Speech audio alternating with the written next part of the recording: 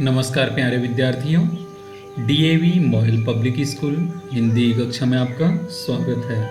आइए आज मैं आपको पढ़ाने जा रहा हूँ आपकी कक्षा 8वीं में अर्थ के आधार पर वाक्य। जैसा कि वाक्य शब्दों का समूह होता है और ऐसा समूह जो किसी निश्चित अर्थ को दे। इस प्रकार से हम कह सकते हैं कि शब्दों का वह समूह जो किसी न किसी भाव को प्रकट करता है वह कहलाता है वाक्य। आइए जानते हैं अर्थ के आधार पर वाक्य के भेद। अर्थ के आधार पर वाक्य के 8 भेद है।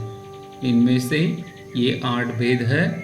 सबसे पहला विधानवाचक, निषेधवाचक, प्रश्नवाचक या प्रश्नात्मक भी कहते हैं, इच्छावाचक, आज्ञावाचक, संदेहवाचक, विस्मयादिबोधक और संकेतवाचक। इस प्रकार ये 8 प्रकार है।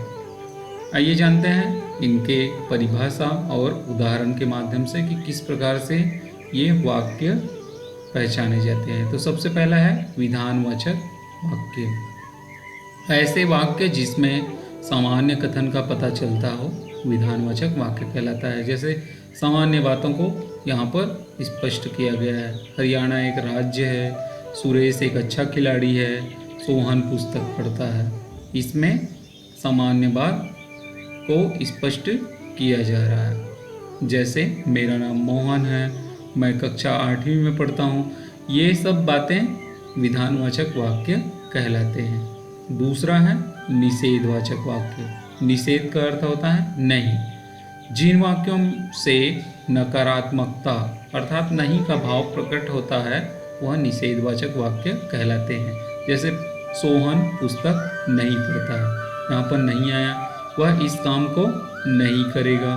अर्थात जिसमें नहीं का भाव स्पष्ट होता है वह निषेधात्मक या निषेधवाचक वाक्य कहलाते हैं। तीसरा है प्रश्नवाचक वाक्य। प्रश्नवाचक वाक्य जैसे कोई वाक्य में प्रश्न होने का बोध हो वह प्रश्नवाचक वाक्य कहलाता है। आपका नाम क्या है? तुम्हारा जन्म कब हुआ था? राम के पिता का नाम क्या है? तुम क्या कर रहे हो? अभी तुम कहाँ जा रहे हो? ऐसी बातें या वाक्य जिसमें कोई प्रश्न कब, कहाँ, कैसे, किधर ये पूछे जाए वह प्रश्नवाचक वाक्य के अंतर्गत आता है। इसके बाद आता है आज्ञावाचक वाक्य। जिन वाक्यों में आज्ञा प्रकट की जाए अथवा आदेश दिया जाए ऐसे वाक्य आज्ञावाचक वाक्य कहलाते हैं। जैसे यह कार्य कीजिए, इस पाठ को पढ़ो, यहाँ बैठो, इधर मत जाओ। इन सब बातों में आज्ञा दिया जा रहा है। इस प्रकार से ऐसे वाक्य जिसमें आज्ञा प्रकट की जाए वह आज्ञावाचक वाक्य कहलाते हैं। अगला वाक्य का प्रकार है विस्मयादि वाचक या विस्मयादि बोधक वाक्य। ऐसे वाक्य जिसमें हर्ष, शोक, घृणा इन सब का भाव प्रकट होता है उन्हें विस्मयादि बोधक वाक्य कहते हैं। जैसे वाह, हाय, ओह ऐसे शब्दों का प्रयोग किया जाता है। वाह क्या बात है, हाय कितना गलत हुआ, ओह जानकर दुख हुआ। इस प्रकार से ऐसे वाक्य जिसमें हर्ष, शोक, घृणा से संबंधित शब्द प्रयोग किए जाते हैं विस्मयादिवाचक वाक्य कहलाते हैं। अगला है इच्छावाचक वाक्य। ऐसे वाक्य जिसमें किसी इच्छा अथवा आशीर्वाद का बोध होता है वे इच्छावाचक वाक्य कहलाते हैं। जैसे ईश्वर तुम्हें लंबी आयु दे, ईश्वर तुम्हें लंबी आयु दे। इसमें एक इच्छा प्रकट किया जा रहा है। ऐसे और वाक्य जिनमें कोई इच्छा व्यक्त किया जाता है इच्छावाचक वाक्य कहलाते हैं। अगला आता है संकेतवाचक वाक्य।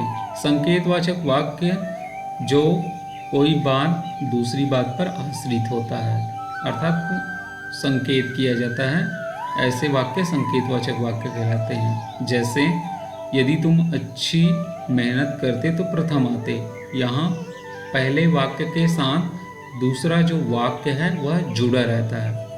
इसका परिणाम दूसरे वाक्य पर निर्भर करता है। तुम दिल्ली चलोगे तो मैं भी चलूँगा, अर्थात पहले वाक्य के साथ दूसरा वाक्य जुड़ा हुआ है। इस प्रकार से संकेतवाचक में जब कोई बात दूसरी बात पर आश्रित हो या संकेत करता है तो संकेतवाचक वाक्य कहलाते हैं। फिर आता है संदेहवाचक वाक्य। ऐसे वाक्य जिसमें शक उत्पन्न हो। संदेहवाचक वाक्य कहलाते हैं। जैसे ऋतिक पढ़ रहा होगा, शायद मैं कल जाऊंगा। इस प्रकार से इसमें ये पूर्ण रूप से नहीं है।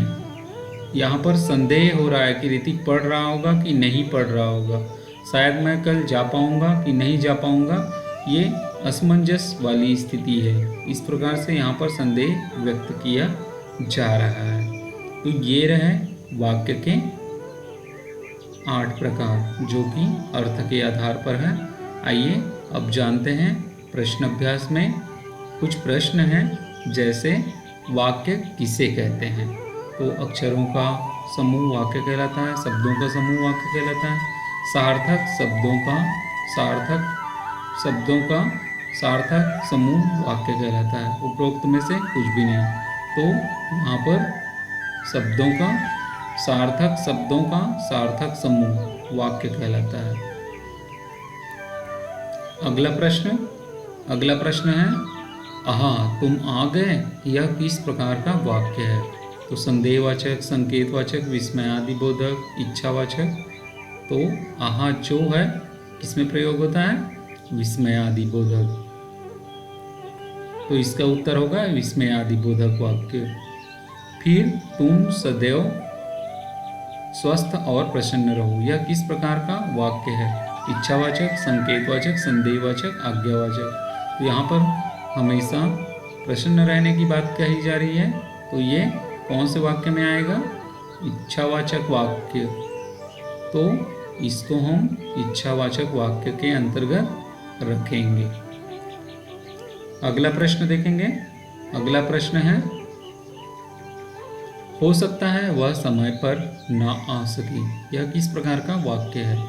तो यह वाक्य है संदेहवाचक, संकेतवाचक, विधिवाचक, निषेधवाचक। यहाँ पर समय पर न आ सके ऐसा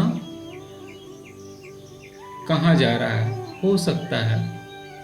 वह पूर्ण रूप से है ये नहीं कहा जा रहा है, इस कारण से यह होगा संदेहवाचक वाक्य का उदाहरण। अगला प्रश्न देखते हैं। अगला प्रश्न है, मुझे बाजार जाना है, इस वाक्य को निषेधवाचक वाक्य में कैसे लिखे जाए? तो मुझे बाजार नहीं जाना है, इसमें नहीं प्रयोग करके हम पुनः लिख सकते हैं। प्रश्न 6, कभी कभी मैच देखना चाहिए, इस वाक्य को आज्ञावाचक वाक्य में बदलिए। तो कभी कभी मैच नहीं देखना चाहिए, शायद कभी मैच नहीं देखना चाहिए, कभी कभी मैच देखा करो, उक्त में से कुछ भी नहीं। तो क्या होगा उत्तर? कभी कभी मैच देखा करो, यहाँ पर आज्ञावाचक वाक्य में बदलना है। तो आपने अभी जाना अर्थ के आधार पर वाक्य के 8 भेद। आज के लिए बस इतना ही। बहुत बहुत धन्यवाद।